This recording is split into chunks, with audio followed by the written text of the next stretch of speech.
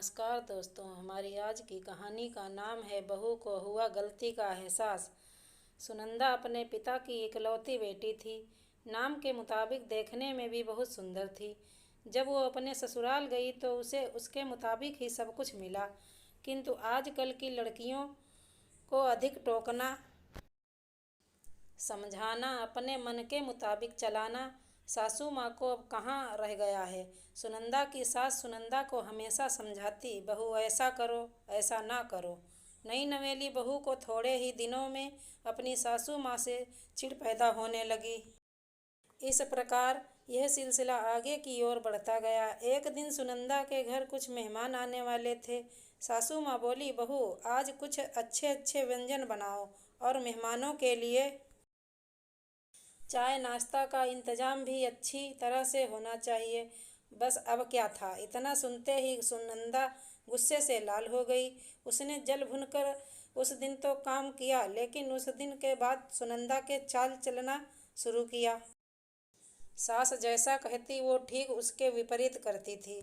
सास ने भी पुरानी कहावत के मुताबिक बहू को उसके माता पिता को गाली देना, उसे कोसना और बड़बड़ाना शुरू कर दिया। दोनों सास बहू में आनाकानी हमेशा चलती रहती थी। एक दिन सुनंदा अपने पिता के घर रोती पीटती पहुंच गई।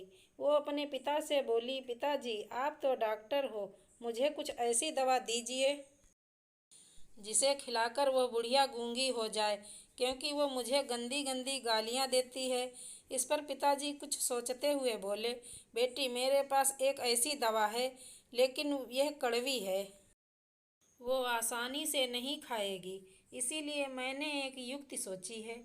तुम हर रोज 1 महीने तक यह दवा अपनी सास को खाना में मिलाकर खिलाती रहना। ठीक 1 महीने में वो पूरी तरह गूंगी हो जाएंगी।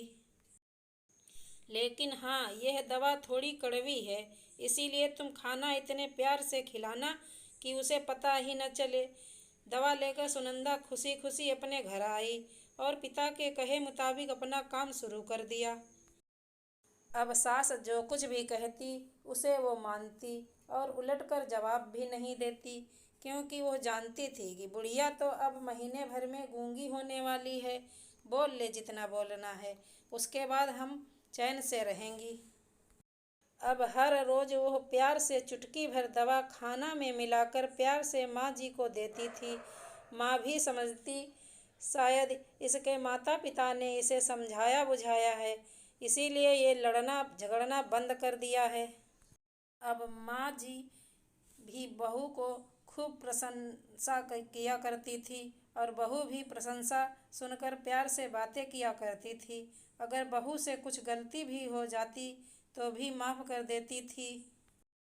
इस प्रकार महीना आते आते दोनों सास बहू में इतना प्यार बढ़ गया कि बहू अब अपनी सास की आवाज़ को खोना नहीं चाहती थी।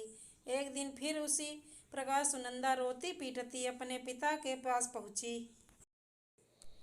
पिताजी बोले, अब क्या हुआ? सुनंदा बोली, पिताजी अब क्या होगा, मेरी सास बहुत अच्छी है, मैं उसकी आवाज़ खोना नहीं चाहती, वो मुझसे प्यार से बात करती है। अब मुझे कोई ऐसी दवा दीजिए जो कि मेरी माँ जी को दिया हुआ दवाई का असर काट सके और वो गूंगी ना हो पाए।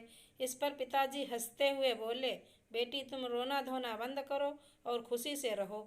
जो दवा मैंने तुम्हें दिया वो कोई दवाई नहीं था, वो रिश्तों में घुली कड़वाहट उतारने की तरकीब थी। अगर मैं ऐसा नहीं करता तो तुम शायद आज नहीं सुधरी होती।